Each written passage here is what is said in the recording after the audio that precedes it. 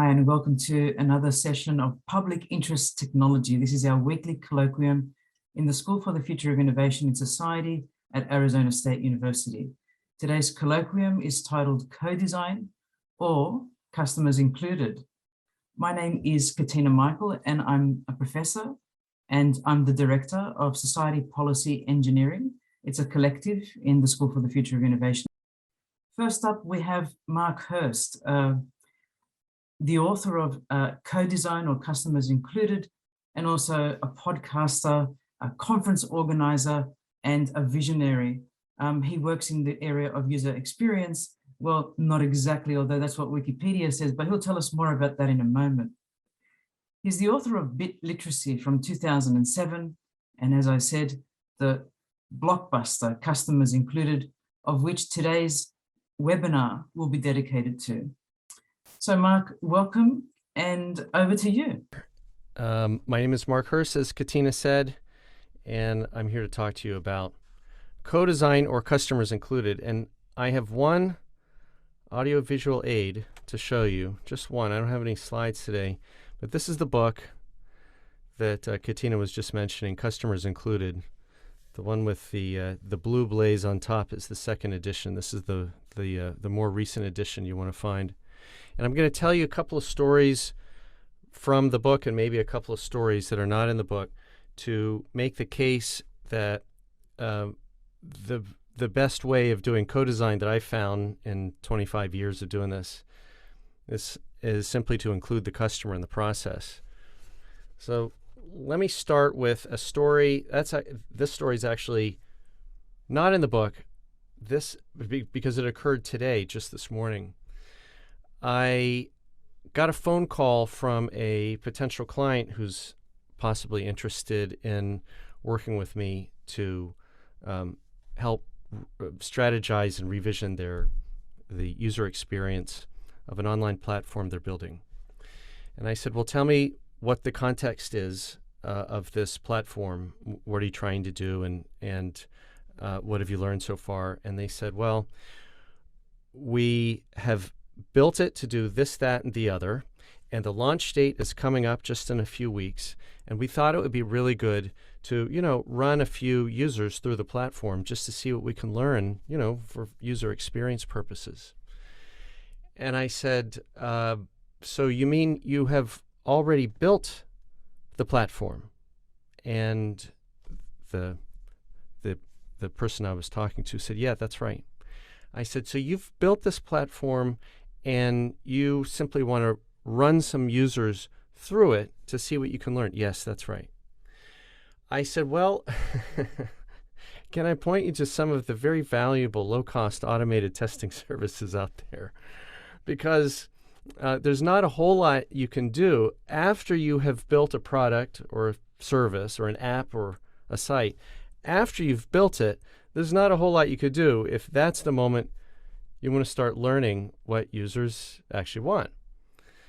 And I told the person on the phone not to feel bad, because this is in fact how most technology teams work. I have been running my company, Creative Good, since 1997. So I started this company just after the birth of the web with the idea that I would help companies make websites and then later apps and platforms that were more focused on user needs, more focused on customer needs. And what I have found over how many years is that? It's 24 years, coming up on the 25th. Over 24 years, the pattern that I have seen, probably more than any other in how technology is designed and built, is that it is built with users and customers completely left out, completely excluded, until in some of the teams at the very last second, just before it goes live, they say, let's run a few people through this and see what we can learn. And that's a problem. And if you have any experience in the technology field, perhaps you have worked in other companies or teams or organizations, maybe you've seen the same pattern. And so you know what a problem that is to try to make any substantive changes just before launch. But I explained to my friend this morning that it reminds me of a story of the architect who very carefully and lovingly puts together designs for a custom-built house that they're building for a client. They use the digital tools to create the blueprints and the 3D drawings, and finally construction starts. And it's a beautiful 3-bedroom, 3-bathroom, 2-car garage, and for environmental concerns, they've placed solar panels on the roof. And just as the contractors are putting the finishing touches on this 3-bedroom, 3-bathroom house with a 2-car garage, the architect asks the client to come over to take a look at it. And the client arrives, and the architect says, "Here is your custom-built house. I put my heart and soul into this design.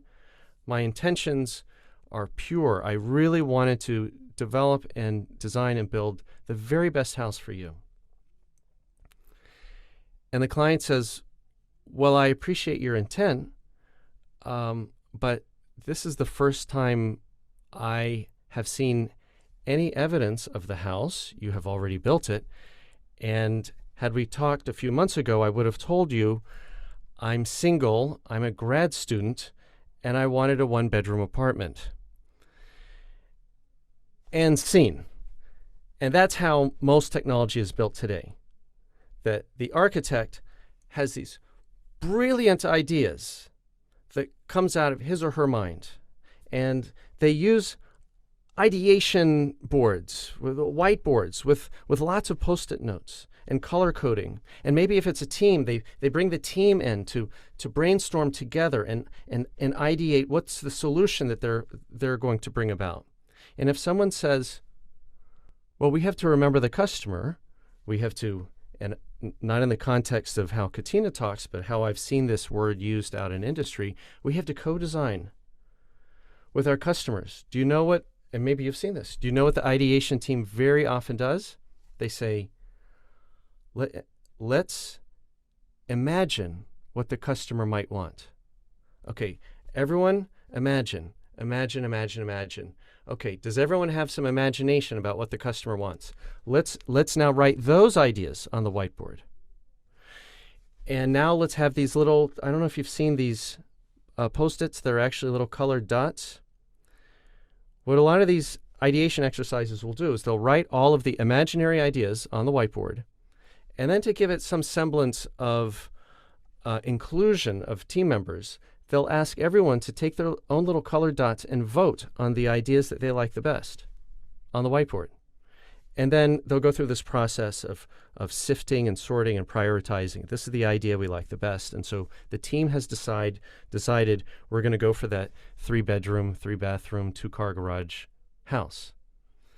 And the key problem in that so-called co-design ideation process is that the data that they're using to infuse the design for the co-design process is fake. It's totally made up. It's imagined. And this process goes under different names, but quite often that process of imagining what fake people might want is called personas. If you have spent any time in the tech industry or in user experience or in design, you've probably heard about personas. You might have even worked on a project with personas. And I have also seen this over the years, that that imagination and imagined input becomes the driving force behind designs that then become real-world products that completely flop. They totally fail because no actual user was actually included in the design process. It's all fake. So instead of customers included, which I think is the right way to conceive of co-design, it's actually customers excluded, customers ignored. Now, some people may say, well, personas have been around for a long time. Whole books have been written on personas. Don't you know that personas are a long accepted user experience process in the toolkit? And so to head off some of those concerns, for the purposes of the book, customers included, I went and I interviewed a guy named Alan Cooper. If you've been in UX long enough, you've heard of Alan Cooper. He used to run a studio called Cooper, which was later sold off. But for a number of years, he was a leading voice in user experience online. Alan Cooper is probably best known for being the inventor of personas. And I asked Alan, what do you think about personas, your baby, this method that you attach your name to as part of your legacy? Personas are being practiced all over the world. And they involve people imagining what fake people might want. And Alan Cooper said, that's not what I meant. That's not true personas. And there's a quote in the book, you can find it. It goes something like this. Alan Cooper says something to the effect of, if you didn't actually include real customers first, the persona is totally invalid. So I'm just giving you a couple of examples of how things are done wrong, such that it would lead a team to reach out at the last second and actually think that having ignored the customer through 9/10 of the development process, in the final minuscule phase, they can somehow talk to a few people and make any significant changes whatsoever. It's too late. It's too late. The house has already been designed and is being built. So my message to my friend this morning is my same message to all of you listening today. Co-design and customers included, personas, we can throw around methods all day. I can talk to you about this method, that method. Most of this is only secondary, which method you want to use.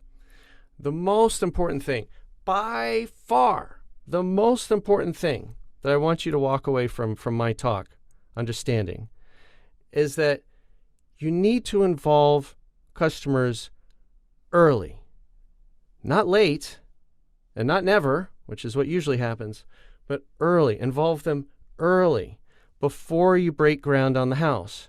Involve them early. Well, what method should we use? What questions should we ask? How many of them should there be? How do we do a screener? Those are all details.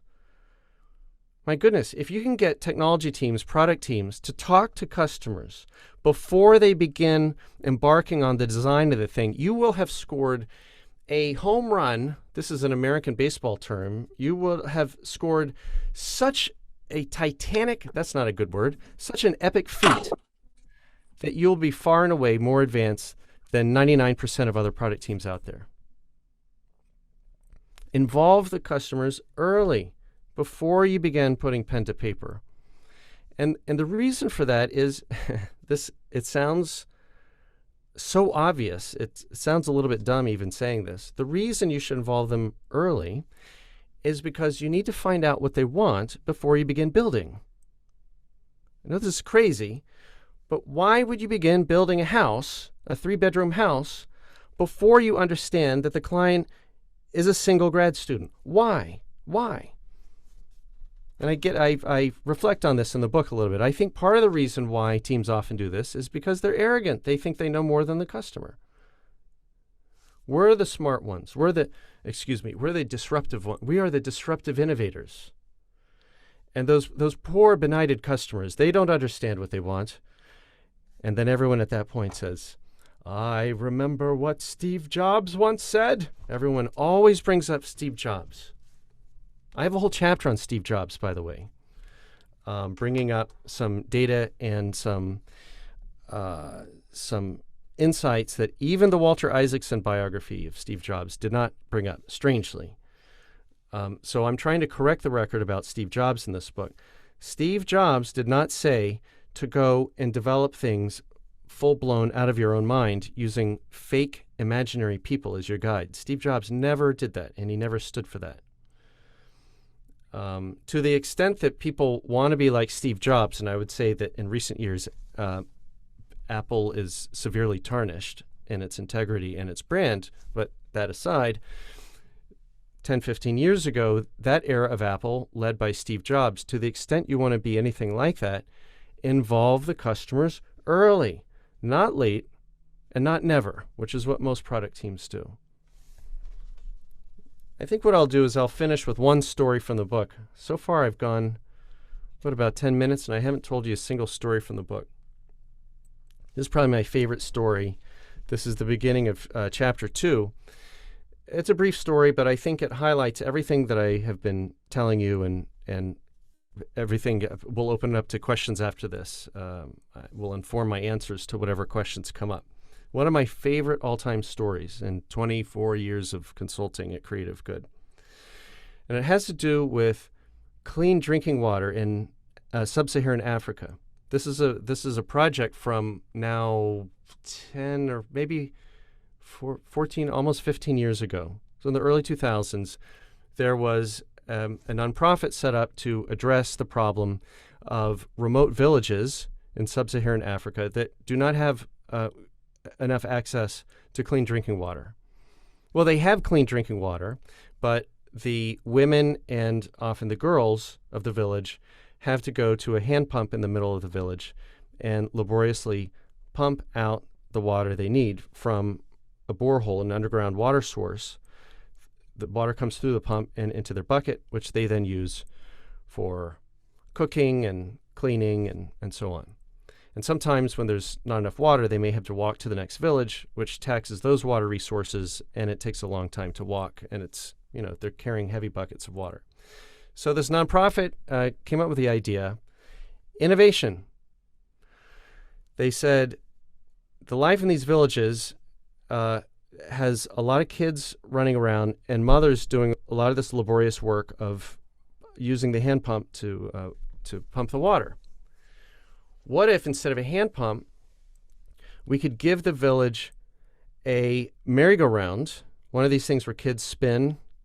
What else are they called? A roundabout, a merry-go-round. Anyway, these things that go around like this, that you see on playgrounds, and attach that to the pump so that in the normal activity of play, the kids rotate the pump and the water pumps out. So mom gets her water without having to pump. So and it's colorful and it's fun, and they put up a demonstration unit somewhere in South Africa, and the Western media just descended on that prototype and took lots of photos of smiling kids spinning around on this brightly colored play pump. It was called the play pump because kids would play and they would pump the water at the same time. So it was called the play pump. And that media coverage led to the play pump being given all sorts of design and innovation awards. The Cooper Hewitt, the Design Museum here in New York City, a part of the Smithsonian, I believe either nominated or gave the play pump a National Design Award. Why? Because it's an innovative solution to a pressing problem in the world. They're using play and design to solve the water crisis. And that's what we're after, isn't it? We're looking for creative, innovative solutions to real world problems. So they got a lot of media coverage. They got lots of design awards. I think Fast Company gave them some sort of superlative treatment about design and innovation. And they got a bunch of donations from politicians and media celebrities. I think Jay-Z pitched in a bunch of money. They had a huge amount of press and money and political goodwill behind them, and design awards to boot. And you can guess what happened to the play pump. It was a complete, and I mean complete, failure. It totally failed. And in fact, it might have actually done a good deal more harm than any good that it may have temporarily brought about. It was a terrible project.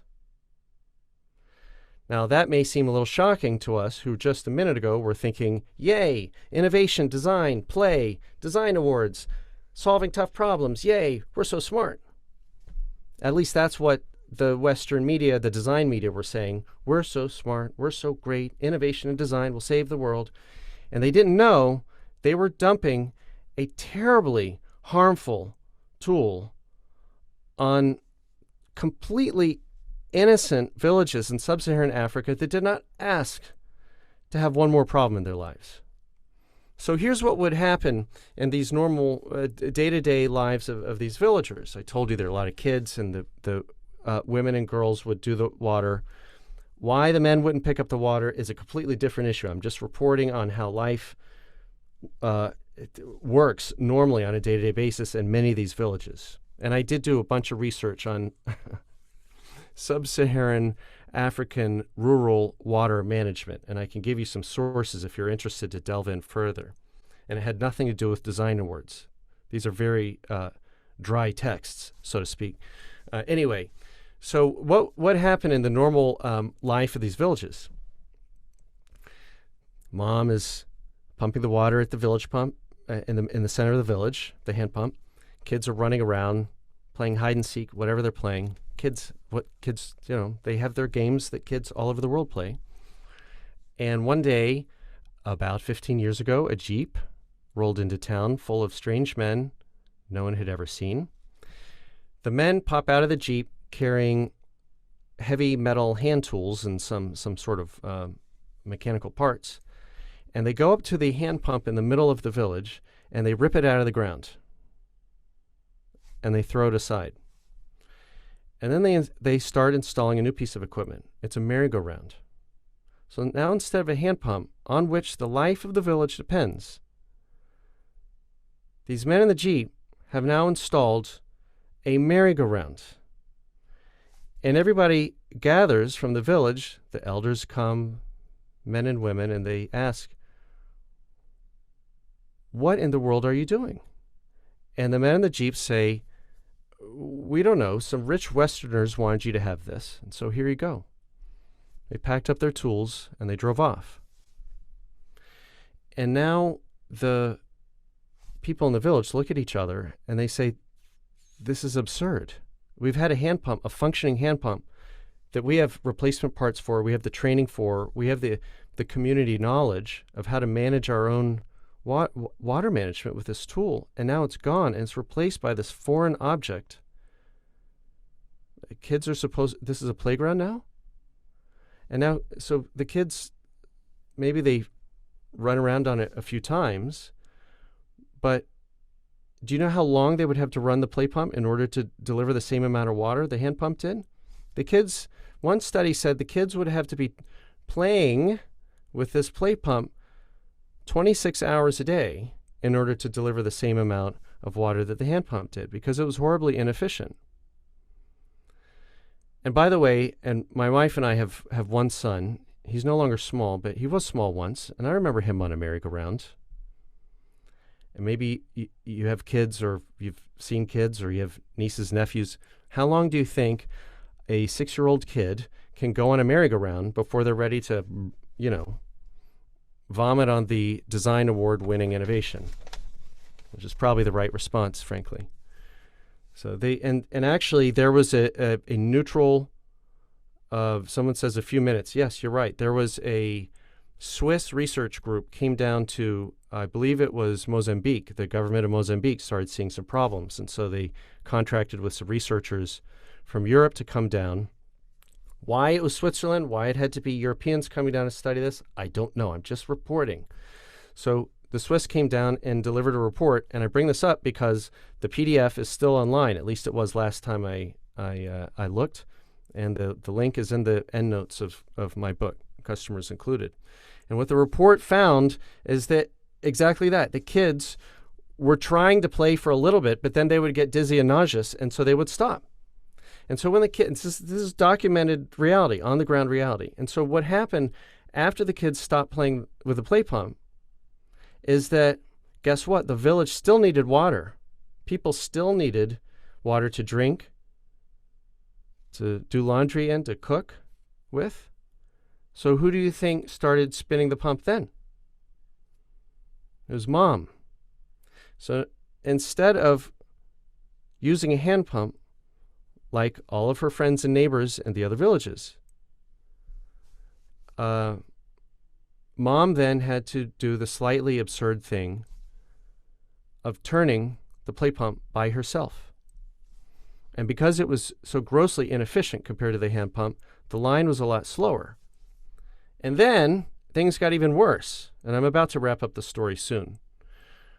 But things got even worse because at some point, this unproven technology, this unproven, untested mechanical device, you'll never guess what happens when you take an unproven, untested mechanical device and put it in a context outside of that in which it was designed. It broke. Of course, the play pump broke. And when it broke, the village had no water because they were not given any training, they were not given any replacement parts, and there was no communication with Play Pump Central to put in a service ticket. Excuse me, our pump is broken. Would you mind having a technician here within the next 6 hours? No, they're totally ignored. But that was just consistent. The people in the villages were ignored in the design process, they were ignored in the rollout, and then they were ignored in the inevitable breakdown in non-existent service. They were ignored, ignored, and ignored. And if that sounds familiar, that's because that's exactly how most product teams operate with their users today. It's not just in sub-Saharan Africa, it's everywhere. When we build a piece of technology, we tend to imagine imaginary things. We build the tool or the platform or the app based on that, and then we launch it, and then we say, hey, users, what do you think? And then we're just astonished that so many tools and apps fail. Oh my gosh. And I have a whole rogues gallery of press clippings from years now, over several years of companies, for-profit companies, nonprofit organizations, academia, healthcare, you name it. Teams of all shapes, sizes, and domains all launching something, failing, and then the leader, the product manager or the VP or whoever, when they get interviewed about the blow up in the press, they say, in hindsight, we probably should have asked our users ahead of time if this was going to be something useful. Oh. And I always go, well, I wrote the book several years ago and you didn't read it, did you? And by the way, I'm going to put in a better, thank you, Katina, for putting in the link. That is a link to the first edition book. We want to make sure to get the second edition book. And the very best way to get the second edition book is to go to customersincluded.com. Customersincluded.com, and that is bypassing Amazon. I think there are some used copies of the second edition online, and you definitely want to get the second edition because the second edition has stories and case studies that first edition one does not have. So get the second edition if you're going to get it, and it bypasses Amazon because I don't sell on Amazon. I try to avoid all connection with Amazon. That's a whole other story that's out of scope. So anyway, let's review and then let's go to Q&A. My one takeaway that I hope you will leave, agree or disagree, I hope you will at least remember this is what I was trying to get at in this session, is that if you want to pursue co-design, if you want to pursue participatory design, the question is not what method do we use, which set of steps and ideation workshops should we use. That's not the question. The question is, do you actually involve customers in any significant way before you begin putting together design? Because most teams do not. So involve the customer early, not late, and not never, which is what most product teams do. And my book, Customers Included, second edition, which looks like this. It has the blue blaze on the top, has a bunch of stories, and if you want to reach out directly to me, I'm at mark@creativegood.com. freeform.com.